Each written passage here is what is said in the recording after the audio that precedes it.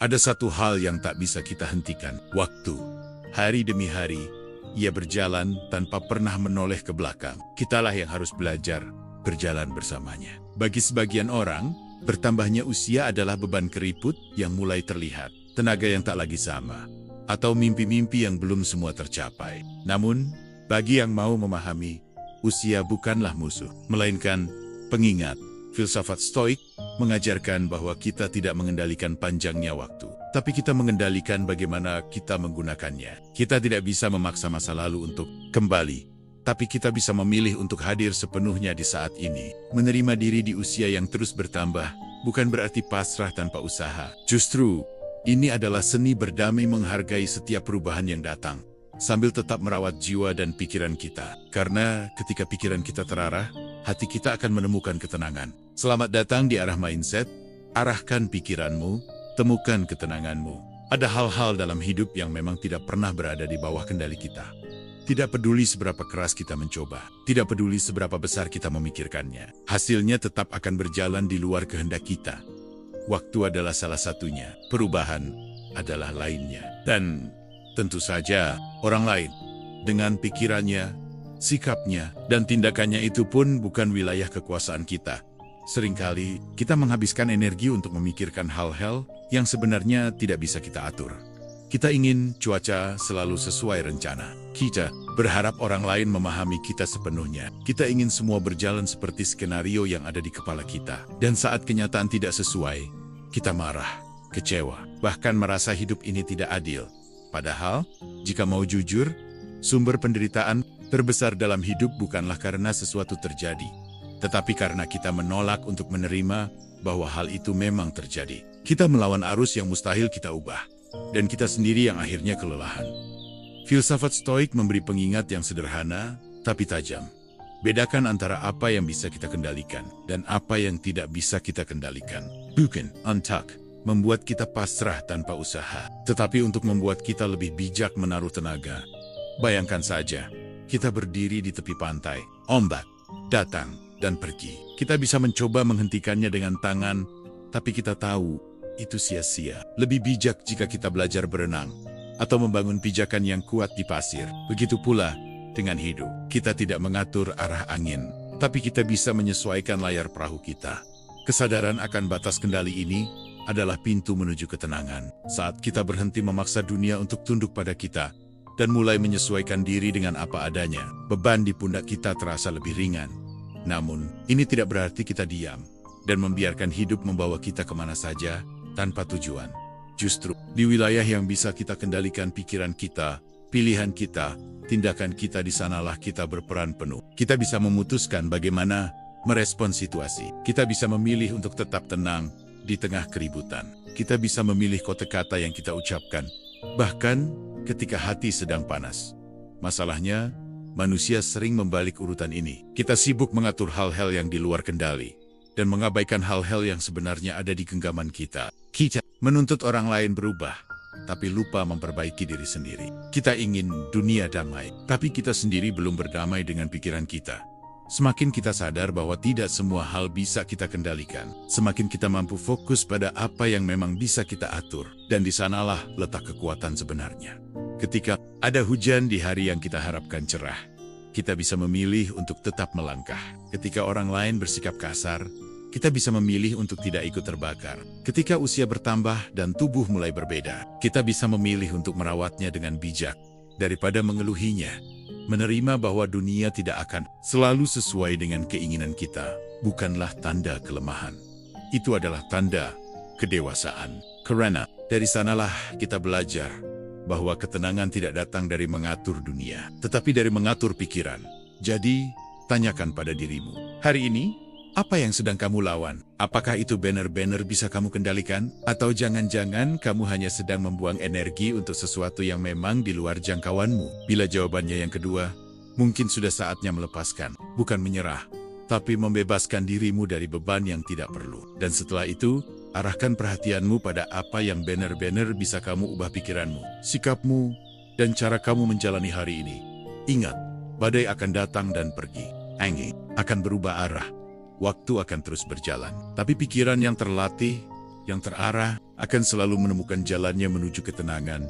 Selamat menata pikiran, selamat menata hati. Arahkan pikiranmu, temukan ketenanganmu. Bertambah usia. Ada yang merayakannya dengan sukacita, ada pula yang menatapnya dengan cemas. Ada yang bangga telah melewati 1 tahun lagi, tapi tak sedikit yang justru melihatnya sebagai pengingat bahwa waktu berjalan terlalu cepat. Namun, apakah bertambah usia hanya soal angka, hanya tentang lilin di atas kue, atau angka yang tercetak di kartu identitas? Filsafat mengajarkan bahwa usia adalah perjalanan, bukan sekadar hitungan tahun, tapi jejak langkah yang kita tinggalkan. Kita sering lupa, setiap angka yang bertambah di usia kita adalah bukti bahwa kita telah melewati badai-badai yang dulu kita kira tak akan mampu kita hadapi. Setiap keriput yang muncul adalah tanda tawa, air mata, rasa sakit, dan kebahagiaan yang pernah kita rasakan. Bertambah usia berarti kita sudah diberi waktu lebih lama untuk belajar, mencoba, dan memperbaiki diri. Namun, masyarakat sering mengajarkan kita hal yang berbeda. Kita dipaksa mengukur nilai diri dari pencapaian materi, status, atau penampilan fisik. Semakin tua, kita dianggap semakin berkurang. Padahal, dalam pandangan Stoik, bertambah usia justru memperkaya kita, bukan mengurangi. Bertambah usia berarti memiliki kesempatan untuk memandang dunia dengan sudut pandang yang lebih dalam. Kita mulai mengerti bahwa tidak semua yang dulu kita kejar benar-benar penting. Keinginan mulai bergeser menjadi kebutuhan yang sederhana, kedamaian, hubungan yang tulus, dan waktu yang berkualitas. Ada kebijaksanaan yang hanya bisa datang bersama usia. Anak muda mungkin punya tenaga dan keberanian, tapi seringkali mereka belum punya kedalaman pandang. Orang yang berusia lebih matang mungkin kehilangan sedikit kecepatan, tapi mereka mendapatkan ketenangan yang tidak dimiliki oleh mereka yang masih terburu-buru. Makna bertambah usia juga ada pada penerimaan. Penerimaan bahwa masa lalu sudah selesai, masa depan penuh misteri, dan yang benar-benar kita miliki hanyalah hari ini. Ketika kesadaran itu tumbuh, kita mulai menghargai momen-momen kecil yang dulu kita abaikan, secangkir kopi hangat di pagi hari, obrolan ringan dengan orang terkasih, atau sekadar duduk menikmati langit sore. Bertambah usia mengajarkan kita bahwa hidup bukanlah perlombaan. Tidak ada gunanya membandingkan perjalanan kita dengan orang lain, karena kita semua berjalan di jalan yang berbeda, dengan ritme dan tantangan masing-masing. Dan yang terpenting, bertambah usia memberi kita kesempatan untuk meninggalkan warisan yang lebih dari sekadar harta. Warisan nilai, kebijaksanaan, dan kebaikan yang bisa menginspirasi orang setelah kita. Tentu saja, menerima makna bertambah usia bukan berarti kita berhenti merawat diri. Sebaliknya, kita justru lebih sadar bahwa tubuh ini adalah rumah yang harus dijaga. Kita belajar makan lebih sehat, menjaga kebugaran, dan yang tak kalah penting, menjaga kesehatan pikiran. Karena pada akhirnya, usia hanyalah angka. Yang memberi arti pada angka itu adalah bagaimana kita mengisinya. Seseorang bisa berusia muda secara kalender, tapi tua dalam cara berpikir penuh kepahitan, keluhan, dan rasa cek. Sebaliknya, ada yang sudah berumur, tapi pikirannya segar, hatinya hangat, dan semangatnya tetap hidup. Jadi, ketika angka bertambah di usia kita, jangan buru-buru cemas. Lihatlah angka itu sebagai medali perjalanan. Bukti bahwa kita telah berproses, belajar, jatuh, bangkit, dan terus berjalan. Kita tidak bisa menghentikan waktu, tapi kita bisa memutuskan bagaimana kita berjalan bersamanya. Kita bisa memilih untuk menjalani usia dengan penyesalan atau dengan rasa syukur. Kita bisa memilih untuk hanya menua secara fisik atau bertumbuh secara batin. Dan disitulah letak kekuatan kita. Karena pada akhirnya, bukan angka yang menentukan kualitas hidup kita, tetapi arah pikiran kita. Selamat melangkah di usia yang baru, di hari yang baru, dengan hati yang lebih bijak. Arahkan pikiranmu, temukan ketenanganmu. Sejak kecil, kita diajarkan banyak hal, termasuk bagaimana seharusnya hidup. Ada aturan yang tertulis, tapi lebih banyak lagi yang tak tertulis, aturan yang dayam-dayum bekerja di kepala kita. Mengatur cara kita memandang diri sendiri. Di usia tertentu, katanya, kita harus sudah punya pekerjaan mapan. Di titik tertentu, katanya kita harus menikah. Setelah itu, katanya kita harus punya rumah, punya anak, punya kehidupan yang ideal, seperti yang sering kita lihat di media. Masalahnya, siapa yang menentukan ideal itu? Apakah itu suara hati kita, atau suara masyarakat yang tanpa sadar kita warisi. Banyak orang menjalani hidup bukan berdasarkan apa yang benar-benar mereka inginkan, tapi berdasarkan apa yang akan membuat mereka terlihat baik di mata orang lain. Kita memaksakan diri sesuai standar sosial Bokenjaika itu, berarti mengorbankan kesehatan mental kita.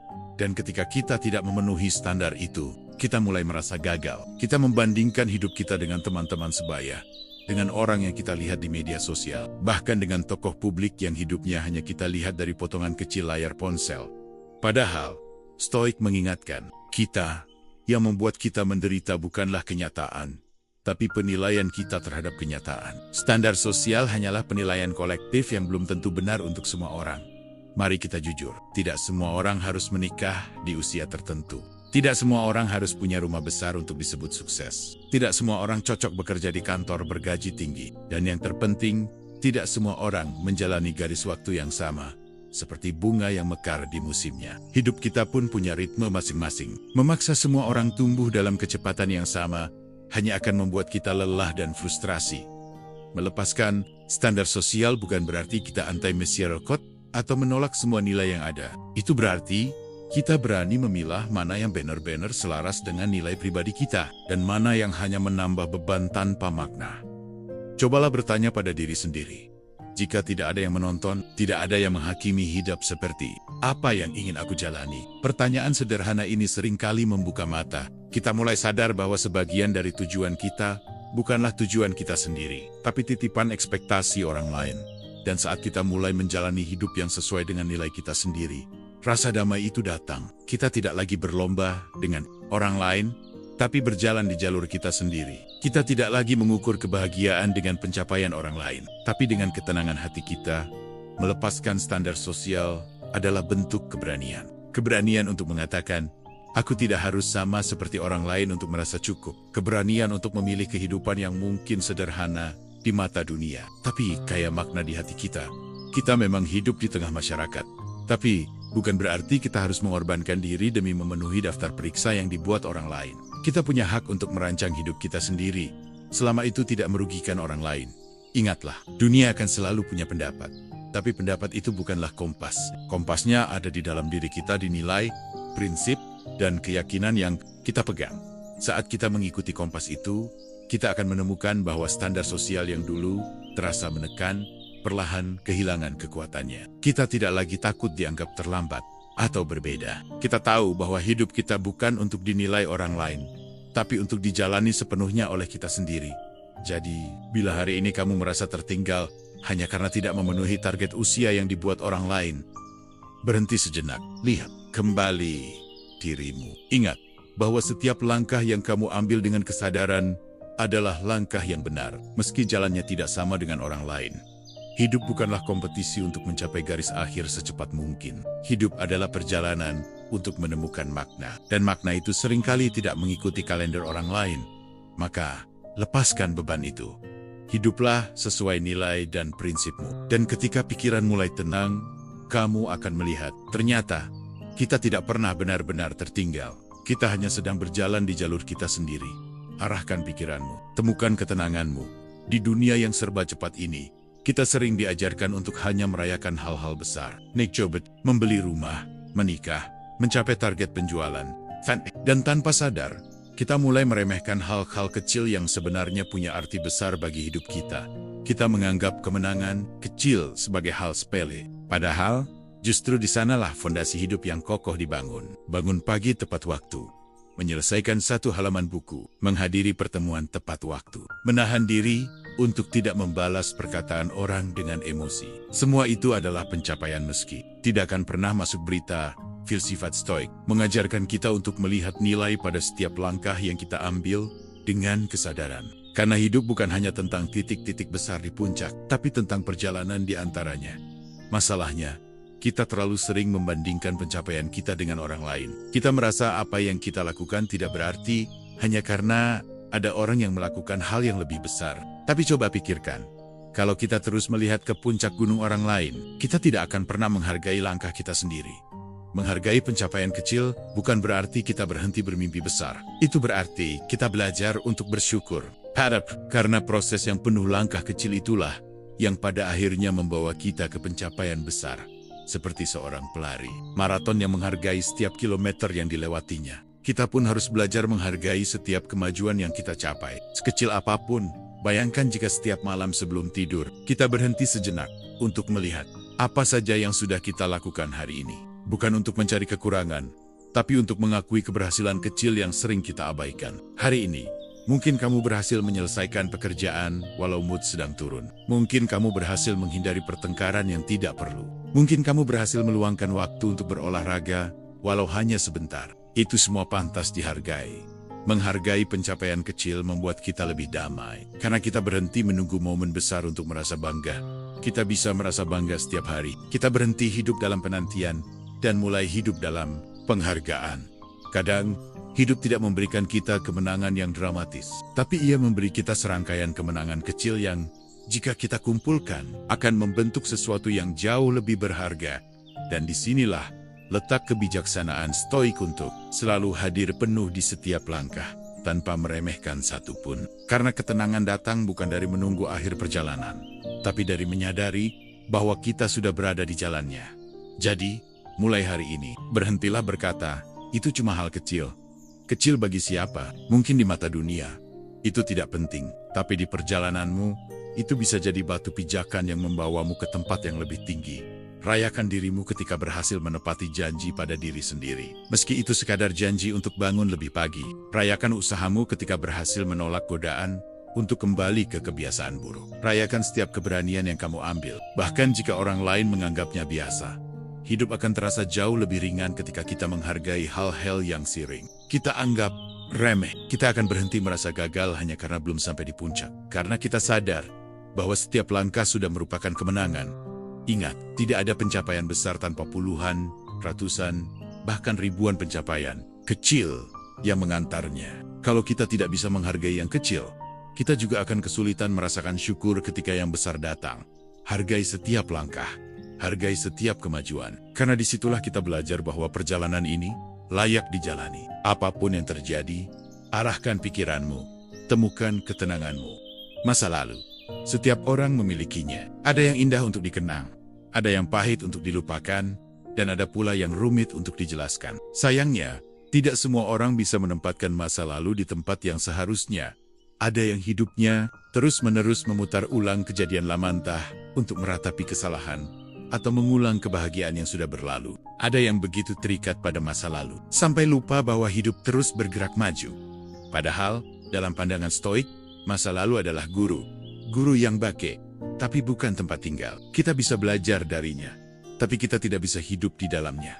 Kesalahan di masa lalu seringkali menjadi sumber penyesalan yang menguras energi. Kita berkata pada diri sendiri, seandainya dulu aku memilih jalan yang berbeda, seandainya aku lebih berani, seandainya aku tidak melakukan itu. Namun, seandainya tidak akan pernah mengubah kenyataan.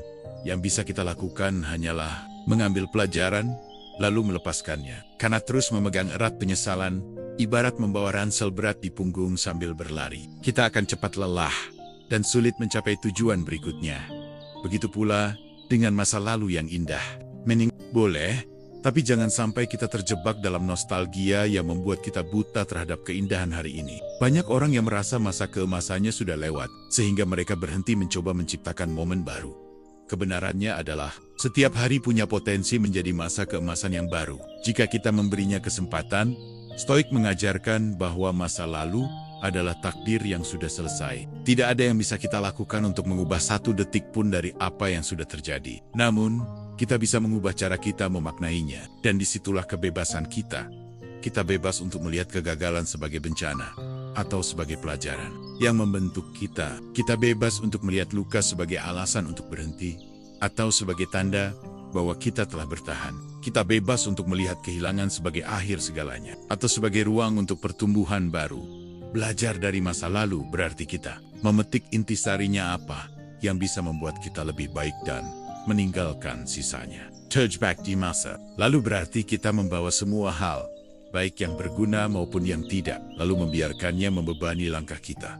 Ada perbedaan besar antara mengingat dan terjebak. Mengingat memberi kita arah, terjebak membuat kita berhenti. Jadi, tanyakan pada diri sendiri, apakah aku menggunakan masa laluku untuk belajar Ataukah aku membiarkannya memenjarakan diriku? Tidak ada yang salah dengan menangisi hal yang hilang atau menyesali kesalahan. Itu manusiawi. Tapi setelah air mata mengering, kita harus kembali berdiri. Kita tidak bisa mengubah masa lalu, tapi kita bisa memastikan masa depan tidak mengulang kesalahan yang sama. Ingat, waktu terus berjalan. Dunia tidak menunggu kita selesai berdamai dengan masa lalu. Jika kita ingin melangkah maju, kita harus rela menaruh masa lalu di tempatnya di belakang. Setiap orang punya bab yang ingin mereka tulis ulang. Tapi hidup ini bukan buku yang bisa kita sunting kembali. Ini adalah cerita yang harus terus berjalan. Dan kita punya kuasa untuk menulis halaman berikutnya dengan lebih bijak. Belajar dari masa lalu adalah tanda kedewasaan. Karena kita menerima bahwa semua yang sudah terjadi, baik atau buruk, telah membentuk kita menjadi seperti sekarang. Tanpa mereka, kita mungkin tidak akan memiliki kekuatan, keberanian, atau kebijaksanaan yang kita miliki hari ini. Jadi, berhentilah berjuang melawan waktu yang sudah lewat. Buka lembar baru. Tulis kisah yang selaras dengan nilai dan tujuanmu. Masa lalu hanyalah satu bab. Hari ini adalah halaman baru. Dan masa depan itu ada di tanganmu. Arahkan pikiranmu, temukan ketenanganmu, tubuh dan pikiran. Dua hal yang sering kita anggap biasa selama mereka bekerja dengan baik. Kita jarang benar-benar memperhatikannya. Sampai suatu hari, salah satunya mulai melemah. Ironisnya, banyak orang baru belajar menghargai kesehatan ketika ia sudah berkurang. Padahal, Stoik mengajarkan bahwa tubuh adalah alat dan pikiran adalah pengendali. Keduanya harus dijaga, karena tanpa alat yang kuat, pengendali tak bisa bekerja dengan optimal. Dan tanpa pengendali yang jernih, alat yang kuat bisa salah arah. Merawat tubuh bukanlah soal mengejar kesempurnaan fisik, tapi menjaga fungsinya agar tetap bisa melayani hidup kita. Makan dengan bijak, beristirahat cukup, bergerak setiap hari semuanya. Mungkin terdengar sederhana, tapi sulit dilakukan jika kita terus menundanya. Kita sering berkata, nanti saja, aku masih kuat. Sampai akhirnya tubuh memberi peringatan, rasa lelah yang berkepanjangan, sakit yang tidak kunjung sembuh, atau sekadar hilangnya semangat untuk beraktivitas.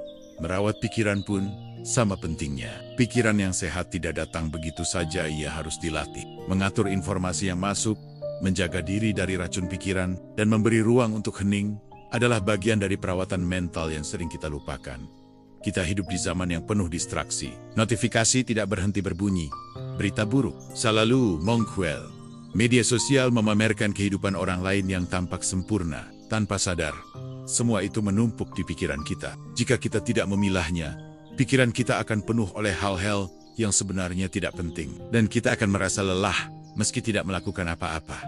Merawat pikiran berarti memberi waktu untuk diam, membiarkan diri kita bernapas tanpa tuntutan, mengamati pikiran tanpa harus menilai atau bereaksi. Itulah sebabnya para filsuf Stoik menekankan praktik refleksi harian, meninjau kembali apa yang sudah dilakukan, bukan untuk menghakimi diri, tapi untuk memahami dan memperbaiki keseimbangan antara tubuh dan pikiran. Bukanlah kemewahan, itu adalah kebutuhan. Tubuh yang sehat tanpa pikiran yang jernih bisa membuat kita mengejar hal-hal yang salah.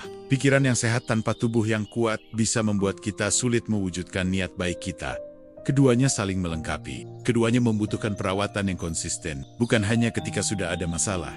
Merawat tubuh dan pikiran juga berarti tahu kapan harus berkata cukup. Cukup bekerja, cukup begadang, cukup membiarkan diri tenggelam dalam kekhawatiran. Karena banyak orang jatuh bukan karena kurang berusaha, tapi karena memaksa diri melewati batas, sampai akhirnya kelelahan menguasai mereka.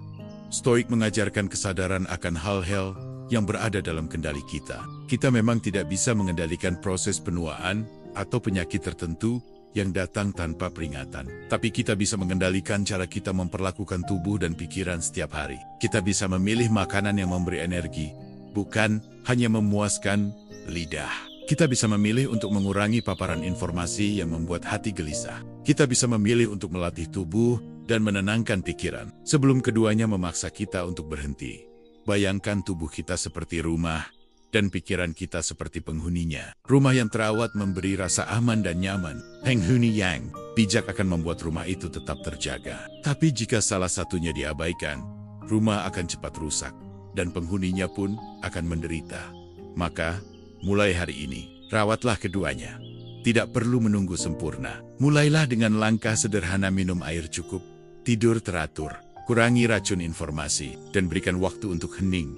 Karena pada akhirnya, tubuh dan pikiran adalah dua sahabat yang akan menemani kita sepanjang hidup. Mereka adalah aset yang tidak bisa kita tukar dengan apapun. Semakin bijak kita merawatnya, semakin lama dan indah kita bisa menjalani perjalanan ini. Arahkan pikiranmu, temukan ketenanganmu.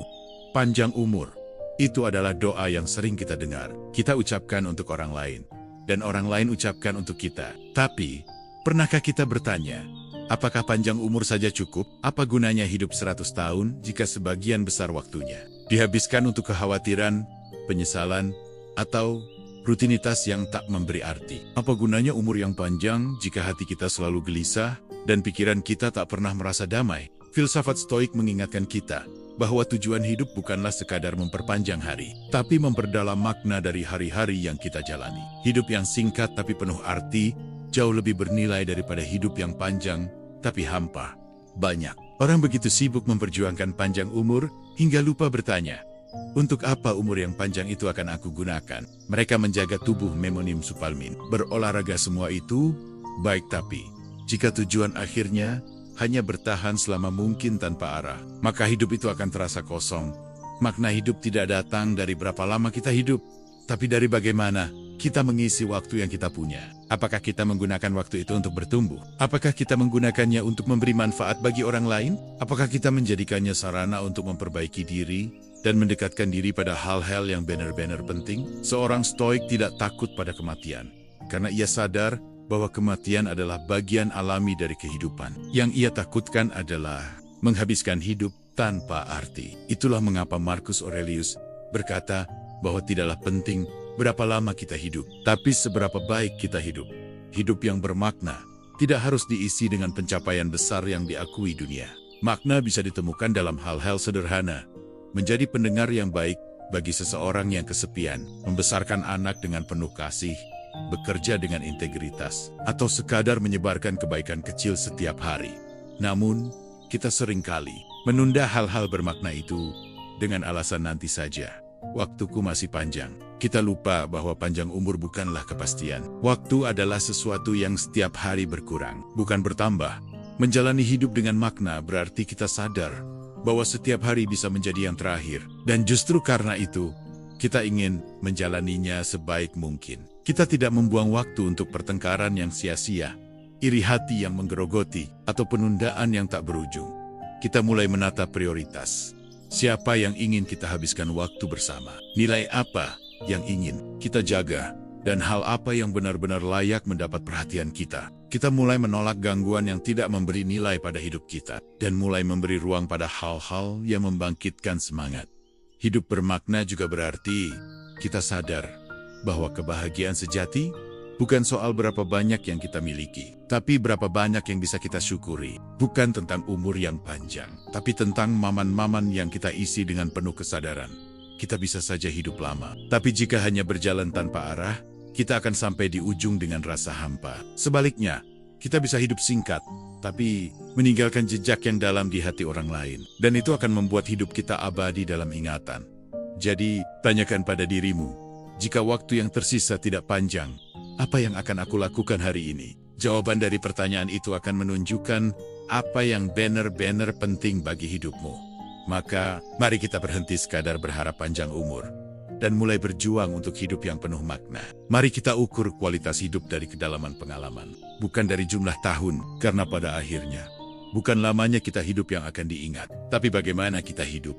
Arahkan pikiranmu, temukan ketenanganmu. Waktu, sesuatu yang begitu berharga, tapi sering kita perlakukan seolah tidak terbatas. Kita menggunakannya tanpa pikir panjang, kita membuangnya untuk hal-hal yang sebenarnya tidak penting, dan baru menyesal ketika kita sadar, waktu yang sudah lewat tak akan pernah kembali. Filsafat Stoik mengajarkan bahwa kesadaran akan kefanaan hidup seharusnya membuat kita lebih menghargai setiap momen. Bukan untuk membuat kita takut, tapi untuk membuat kita sadar bahwa setiap hari yang kita miliki adalah hadiah. Sayangnya, kita sering terjebak pada dua jebakan besar. Terlalu memikirkan masa lalu yang sudah lewat, atau terlalu khawatir dengan masa depan yang belum datang. Kita lupa bahwa satu-satunya waktu yang benar-benar kita miliki Hanyalah sekarang Kobapit. Berapa banyak momen kecil yang kita abaikan hanya karena kita sibuk memikirkan nanti? Berapa banyak percakapan yang setengah hati kita jalani karena pikiran kita melayang ke hal lain? Berapa banyak pagi yang kita lewati tanpa rasa syukur hanya karena kita menganggap akan ada banyak pagi lagi? Bersyukur atas waktu yang masih dimiliki bukan berarti kita harus melakukan hal-hal besar setiap hari. Tidak semua momen harus dramatis. Justru, rasa syukur sering lahir dari hal-hal sederhana yang sering kita anggap biasa. Udara yang bisa kita hirup, tubuh yang masih mampu bergerak, orang-orang yang masih hadir di sekitar kita. Kesadaran ini membawa kita pada cara pandang baru bahwa setiap hari adalah kesempatan untuk menjadi versi diri yang lebih baik, untuk memperbaiki hubungan, untuk melakukan kebaikan, dan untuk menciptakan kenangan yang berarti. Kita tidak tahu berapa lama waktu yang tersisa. Itu fakta yang tidak bisa kita ubah. Tapi yang bisa kita lakukan adalah menggunakan waktu yang kita punya dengan kesadaran penuh. Kita bisa memilih untuk mengisi hari-hari kita dengan hal yang memberi nilai, bukan sekadar menghabiskannya. Bersyukur atas waktu yang ada juga berarti menghentikan kebiasaan menunda. Banyak orang berkata, nanti saja, aku masih punya waktu, tapi waktu tidak pernah berjanji akan menunggu kita. Kesempatan yang kita abaikan hari ini belum tentu datang lagi besok. Mungkin ada telepon yang belum kita angkat, kata maaf yang belum kita ucapkan, atau mimpi kecil yang terus kita tunda. Semua itu bisa kita lakukan sekarang, jika kita benar-benar menghargai waktu yang kita miliki. Stoik mengajarkan kita untuk menghidupi setiap hari, seolah itu adalah hari terakhir. Bukan untuk membuat kita cemas, tapi untuk memastikan kita tidak menyia-nyiakannya. Dengen Bigicu. Kita akan tidur setiap malam dengan hati tenang, tanpa penyesalan bahwa hari ini berlalu tanpa arti. Bayangkan jika setiap pagi kita membuka mata dan berkata, aku diberi satu hari lagi, dan aku akan menggunakannya sebaik mungkin. Maka setiap sore, kita akan menutup hari dengan rasa syukur, apapun yang terjadi. Karena syukur atas waktu bukan soal banyaknya waktu yang kita miliki, tapi soal bagaimana kita memanfaatkannya. Orang yang hidupnya penuh rasa syukur akan selalu merasa cukup, bahkan jika waktunya singkat. Maka, jangan tunggu momen istimewa untuk merasa berterima kasih. Jadikan setiap momen istimewa, karena kita bersyukur bisa mengalaminya. Hargai pagi ini, hargai pertemuan ini, hargai bahkan detik ini. Karena waktu yang kita miliki sekarang adalah satu-satunya waktu yang pasti. Dan bagaimana kita menggunakannya akan menentukan kualitas hidup kita. Arahkan pikiranmu, temukan ketenanganmu. Hidup bukan garis lurus yang datar. Ia seperti sungai yang berkelok, dengan arus yang kadang tenang, kadang deras. Dan di setiap belokan, kita menemukan pemandangan baru. Juga peran baru yang harus kita jalani. Bertambah usia bukan hanya tentang angka, itu juga tentang bagaimana peran kita dalam hidup berubah. Dulu kita mungkin berperan sebagai anak yang bergantung pada orang tua, lalu menjadi dewasa muda yang mengejar mimpi dan membuktikan diri. Lambat laun, kita menjadi orang yang harus merawat, membimbing, bahkan menjadi tempat bergantung bagi orang lain. Masalahnya, banyak orang menolak perubahan peran ini. Mereka ingin terus memegang peran lama, seolah identitas mereka akan hilang jika mereka melepasnya. Padahal, seperti aktor yang memainkan banyak karakter sepanjang kariernya, kita pun perlu menerima peran baru yang diberikan hidup. Filsafat Stoik mengajarkan bahwa setiap peran punya makna jika kita memainkannya dengan sepenuh hati. Tidak ada peran yang terlalu kecil atau terlalu besar, selama kita hadir penuh di dalamnya.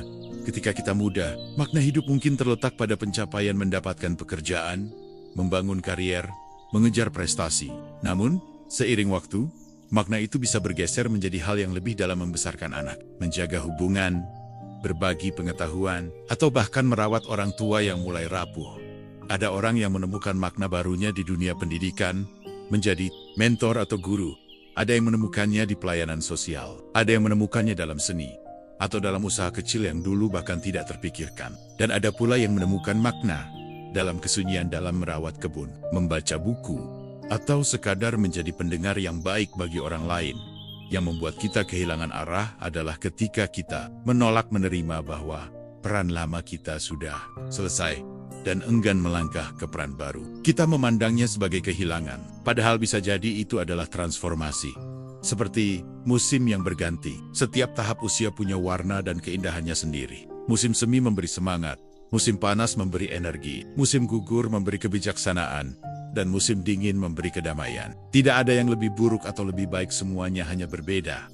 Menemukan peran baru, berarti kita juga menemukan cara baru untuk memberi arti pada hidup kita. Ini bukan soal seberapa besar dampak yang kita buat di mata dunia, tapi seberapa tulus kita menjalaninya.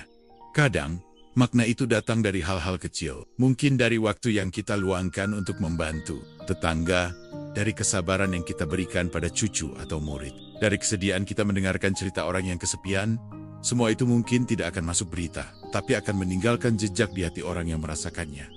Dan yang paling indah dari menerima peran baru adalah kita tidak lagi mengikat harga diri pada satu identitas. Kita menyadari bahwa kita lebih dari sekadar pekerjaan, status, atau pencapaian. Kita adalah manusia yang terus bertumbuh, dan setiap tahap hidup memberi kita kesempatan untuk belajar dan berbagi dengan cara yang berbeda. Stoik mengajarkan bahwa kita tidak selalu bisa memilih peran yang diberikan hidup, tapi kita bisa memilih bagaimana memainkannya. Kita bisa menjalani setiap peran dengan keluhan, atau menjalaninya dengan rasa syukur, karena diberi kesempatan untuk memberi makna. Jadi, jika saat ini hidup menempatkanmu di peran yang terasa baru dan asing, jangan terburu-buru. Lihatlah apa yang bisa kamu pelajari. Lihatlah bagaimana peran ini bisa membuatmu memberi kebaikan yang berbeda. Karena pada akhirnya, hidup yang kaya adalah hidup yang diisi dengan makna di setiap tahapnya. Dan makna itu akan terus berkembang selama kita mau menerima bahwa peran kita juga akan terus berubah. Arahkan pikiranmu, temukan ketenanganmu. Ada satu tanda kedewasaan yang sering tidak kita sadari. Ketenangan, bukan karena masalah menghilang, bukan karena hidup tiba-tiba menjadi mudah, tapi karena kita telah belajar untuk tidak bereaksi secara berlebihan terhadap segala sesuatu. Ketenangan bukan berarti kita mati rasa atau tidak peduli. Justru sebaliknya, ketenangan lahir dari pemahaman yang dalam. Pemahaman bahwa tidak semua hal perlu kita tanggapi dengan emosi yang meledak-ledak. Tidak semua situasi layak mencuri ketentraman hati kita. Saat kita masih muda, banyak hal terasa mendesak. Sedikit kritik bisa membuat kita marah. Masalah kecil bisa menguras tenaga. Tapi seiring bertambahnya usia, kita mulai sadar. Sebaik besar hal yang dulu membuat kita resah, ternyata tidak sepenting yang kita kira. Filsafat Stoik mengajarkan bahwa kita tidak bisa mengendalikan dunia luar, tapi kita bisa mengendalikan cara kita merespons. Dan ketika kita benar-benar memahami ini, kita mulai melepaskan kebiasaan membuang energi pada hal-hal yang di luar kendali kita. Ketenangan juga datang dari penerimaan. Penerimaan bahwa hidup tidak akan pernah sepenuhnya berjalan sesuai keinginan. Akan selalu ada orang yang tidak setuju, situasi yang tidak ideal, rencana yang gagal. Tapi itu semua adalah bagian alami dari hidup. Dewasa bukan berarti kita tidak punya keinginan atau tujuan, tapi kita tidak lagi membiarkan kegagalan atau hambatan mengoyak kedamaian kita. Kita mulai melihat masalah sebagai bagian dari perjalanan, bukan akhir dari perjalanan. Ketenangan yang sejati bukan hanya terlihat di luar, tapi terasa di dalam. Hati yang damai membuat kita tidak mudah terbawa arus emosi orang lain. Kita bisa tetap tenang saat orang lain marah. Kita bisa tetap berpikir jernih saat keadaan kacau. Kita bisa menahan diri untuk tidak membalas setiap provokasi. Bukan karena kita lemah, tapi karena kita memilih pertempuran kita dengan bijak. Tidak semua hal perlu dibuktikan. Tidak semua orang perlu diyakinkan. Tidak semua komentar perlu ditanggapi. Orang yang tenang tahu bahwa diam kadang lebih kuat daripada kata-kata. Dan menahan diri kadang lebih berani daripada melawan. Ia paham bahwa waktunya terlalu berharga untuk dihabiskan pada hal-hal yang tidak membawa nilai. Ketenangan juga memberi kita ruang untuk melihat sesuatu dari sudut pandang yang lebih luas. Saat hati tenang, kita bisa mengambil keputusan dengan pikiran yang lebih jernih, tanpa terburu-buru oleh emosi sesaat. Dan keputusan yang diambil dari ketenangan hampir selalu lebih bijak daripada keputusan yang diambil saat kita sedang marah atau panik. Kedewasaan yang sejati bukan diukur dari berapa banyak yang kita capai, tapi dari bagaimana kita menjaga diri saat dunia tidak berjalan sesuai rencana. Ketenangan adalah tanda bahwa kita telah berdamai dengan diri sendiri. Kita mungkin masih punya mimpi, target, atau tantangan yang harus dihadapi, tapi kita menjalaninya dengan langkah yang mantap, tanpa terburu-buru, tanpa terjebak dalam kekhawatiran yang berlebihan. Karena pada akhirnya, hidup bukan tentang menghindari badai, tapi tentang bagaimana kita tetap berdiri tegak di tengah badai. Dan ketenangan adalah payung yang kita bawa. Payung yang tidak menghentikan hujan, tapi membuat kita mampu melangkah tanpa basah oleh kekacauan. Maka, jika kita ingin benar-benar dewasa, belajarlah menjaga ketenangan. Bukan hanya di saat damai, Tapi justru di saat semuanya terasa sulit, di sanalah kedewasaan kita diuji, dan di sanalah nilai hidup kita terlihat. Arahkan pikiranmu. Temukan ketenanganmu pada akurnia. Menerima diri di usia yang terus bertambah bukanlah tentang menyerah pada keadaan, melainkan tentang berdamai dengannya. Kita belajar memahami apa yang bisa dan tidak bisa kita kendalikan. Kita menemukan makna di setiap tahap hidup. Kita melepas beban standar sosial, menghargai pencapaian kecil, dan merawat tubuh serta pikiran dengan bijak. Kita fokus pada kehidupan yang bermakna, bersyukur atas waktu yang masih kita miliki, menemukan peran baru yang memberi arti, dan menjaga ketenangan sebagai tanda kedewasaan. Semua itu bukan proses semalam.